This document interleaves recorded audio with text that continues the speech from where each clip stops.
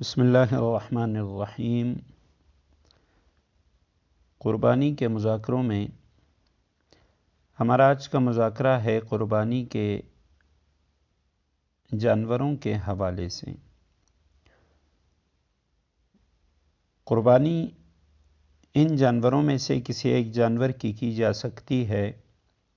اونٹ، گائے، بھینس، بھیڑ، بکری، دمبا، ان جانوروں میں سے ہر ایک کی قربانی درست ہے، خواہ نر ہو یا مادہ ہو یا خصی جانور ہو۔ ان کے سوا کسی دوسرے جانور کی قربانی درست نہیں ہے، جیسے نیل گائے، ہرن وغیرہ۔ یہ جو پالتو جانور ہیں ان کی قربانی درست ہے، جو جنگلی جانور ہیں یا وحشی جانور ہیں ان کی قربانی درست نہیں ہے۔ اور اسی طرح ہر اس جانور کی قربانی درست ہے جس جانور کی جو ماں ہے وہ کسی حلال پالتو جانور ہو۔ جیسے ہمارے ہاں انجیکشن کے ذریعے جانوروں کو انجیکشن لگائے جاتے ہیں اور اس سے بچے کی ولادت ہوتی ہے، تو اس میں مثلاً اگر گائے، بھینس وغیرہ کو انجیکشن لگا دیا تو اس سے پیدا ہونے والا جو بچہ ہے تو وہ بچہ حلال ہے اور اس کی قربانی بھی درست ہے۔ اور اسی طرح بعض اوقات یوں ہوتا ہے کہ کسی پالتو اور جنگلی جانور کے درمیان ملاپ کیا جاتا ہے، تو اس میں اگر پیدا ہونے والا جو جانور ہے اس کی جو ماں ہے، مادہ، اگر وہ پالتو جانور ہے، گھریلو جانور ہے، بھینس ہے یا وہ گائے ہے یا مادہ اونٹ ہے، تو اس سے پیدا ہونے والا جو بچہ ہے تو وہ حلال بھی ہے اور اس کی قربانی بھی درست ہے۔ اور اگر کسی حلال جانور، گائے، بھینس وغیرہ کے ساتھ کسی حرام جانور کا ملاپ کیا گیا اور اس سے بچہ پیدا ہوا تو اس بھینس یا گائے کا جو بچہ ہے وہ بھی حلال ہے اور اس کی قربانی بھی درست ہے، کیونکہ جانوروں کے اندر جو اعتبار ہوتا ہے وہ ماں کا ہوتا ہے۔ اگر اس کی ماں وہ کوئی حلال جانور ہے تو بچہ بھی حلال ہے، اور اگر کوئی پالتو جانور ہے تو اس کا بچہ بھی پالتو جانور تصور ہوگا اور اس کی قربانی درست ہوگی۔ جانوروں کی عمروں کی تفصیل یہ ہے کہ قربانی کے اونٹ کی عمر کم از کم 5 سال، گائے بھینس کی 2 سال اور بھیڑ بکری دمبا کی کم از کم 1 سال ہونا ضروری ہے۔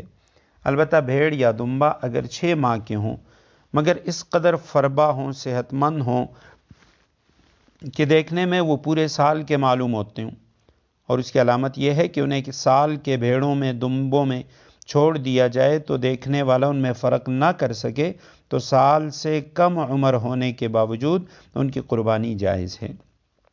اور اگر 6 ماہ سے عمر کم ہو تو کسی صورت میں قربانی درست نہیں ہے بظاہر، اگرچہ وہ سال والوں سے بھی بڑے لگتے ہوں۔ تو کم از کم سال، اور دمبا اور بھیڑ کے لیے 6 ماہ اس صورت میں کہ جب وہ سال والوں کے برابر لگتے ہوں۔ اور قربانی کے جانوروں میں 2 دانت ہونا یہ صرف ایک علامت ہے، کوئی لازمی شرط نہیں ہے۔ اگر گھر کا پالا ہوا جانور ہے اور اس کی عمر پوری ہے تو اس کے اگر 2 دانت نہ بھی نکلے ہوں تب بھی اس کی قربانی جائز ہے۔ یا اگر باہر سے بندہ لے رہا ہے اور جس سے لے رہا ہے اس پر وہ اعتماد کر سکتا ہے کہ وہ جھوٹ نہیں بولتا ہوگا اور وہ عمر پوری بتاتا ہے اور جو ظاہری حالت ہے وہ بھی اس کی تکذیب نہیں کرتی، تو اس پہ اس جانور کی قربانی درست ہے اگرچہ اس کے 2 دانت نہ نکلے ہوں۔ اور قربانی کی کم از کم مقدار وہ ایک چھوٹا جانور بھیڑ بکری یا بڑے جانور اونٹ گائے بھینس اس کا 7واں حصہ ہے۔ تو بڑے جانور میں یعنی کم از کم ایک بندہ، زیادہ سے زیادہ 7 بندے شریک ہو سکتے ہیں، 7 حصے ہو سکتے ہیں، اور 7 سے کم یعنی 6، 5، 4، 3، 2، 1 جتنے بھی ہوں جائز ہے۔ اس میں طاق اور جفت جس کا ہونا کوئی ضروری نہیں ہے، جتنے بھی حصے ہو جائیں قربانی درست ہے۔ البتہ شرکاء میں سے کسی ایک شریک کا بھی کم از کم جو حصہ ہے وہ 7واں حصہ ہونا چاہیے۔ 7ویں سے زیادہ ہو تو کوئی حرج نہیں ہے، ایک شخص وہ 2 حصے رکھ لے اور باقی 5 جو لوگ ہیں وہ ایک ایک حصہ رکھ لیں تو جائز ہے، لیکن کسی ایک شریک کا 7ویں حصے سے کم حصہ رکھنا یہ درست نہیں ہے۔ اس کی مثال اس طرح کہ ایک شخص وہ کہے کہ جی میں یعنی 4 بندے جو ہیں وہ ایک ایک حصہ رکھیں، اور آگے جو 2 بندے ہیں وہ کہیں کہ جی ہم 1.5 حصہ رکھیں گے، اور ایک بندہ جو ہے وہ یا وہ بھی ایک ایک حصہ رکھیں، اور ایک بندہ اسے کہیں کہ جی آپ آدھا حصہ آپ کا ہو جائے گا، آپ ہمارے ساتھ شریک ہو جائیں، تو کم از کم ایک حصہ ہونا ضروری ہے۔ قربانی اور ذبح کے کچھ مستحبات اور آداب بھی ہیں۔ ان مستحبات میں سے ایک یہ ہے کہ قربانی کا جانور موٹا تازہ ہونا چاہیے۔ مستحب یہ ہے کہ قربانی کا جانور خوب فربا ہو، بڑی جسامت والا ہو۔ اگر چھوٹا جانور ہے تو اس میں سب سے بہتر سینگوں والا سفید یا ڈبڈبا جو مینڈا ہوتا ہے وہ ہے۔ اور مستحب یہ ہے کہ جانور کو تیز دھار آلے سے ذبح کرے، کن چھری سے ذبح نہ کرے۔ کھال جسم ٹھنڈا ہونے کے بعد اتارے، اور یعنی اتنی دیر انتظار کرے کہ جانور کے تمام اعضاء سے جان نکل جائے، جسم ساکن اور ٹھنڈا ہو جائے۔ خود ذبح کرنا افضل ہے۔ حضرت فاطمہ رضی اللہ تعالیٰ عنہ کی روایت ہم پہلے مذاکرے میں پڑھ چکے ہیں کہ آپ صلی اللہ علیہ وسلم نے ان سے فرمایا کہ تم خود اپنے جانور کے پاس حاضر ہوا کرو۔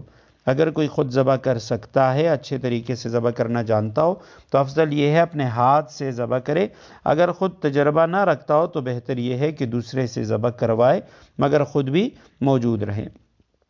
اور جانور کو قبلہ رخ لٹانے کے بعد جب اس کو قبلہ رخ لٹایا جائے تو اس کا سر شمال کی جانب آئے یا جنوب کی جانب آئے، دونوں طرح سے درست ہے، لیکن بہتر یہ ہے کہ اس کا سر وہ جنوب کی طرف ہو، اور اپنی داہنی ٹانگ وہ جانور کے گردن کے اوپر رکھے اور اس کے بعد ذبح کرنا شروع کرے، اور اس وقت یہ دعا پڑھے: انی وجہت وجہی للذی فطر السماوات والارض حنیفا وما انا من المشرکین قل ان صلاتی ونسکی ومحیای ومماتی للہ رب العالمین۔ یہ 2 آیتیں یہ پڑھے۔ اور بعض علماء نے لکھا اس کے بعد لا شریک لہ وبذالک امرت وانا اول المسلمین پڑھے، اللہم منک ولک، یا اللہ یہ میں تیرے لیے ذبح کر رہا ہوں۔ اور بعض علماء نے لکھا یہ دعا پڑھے: اللہم تقبل منی کما تقبلت من خلیلک ابراہیم وحبیبک محمد صلی اللہ علیہ وسلم۔ یہ دعا پڑھ لے۔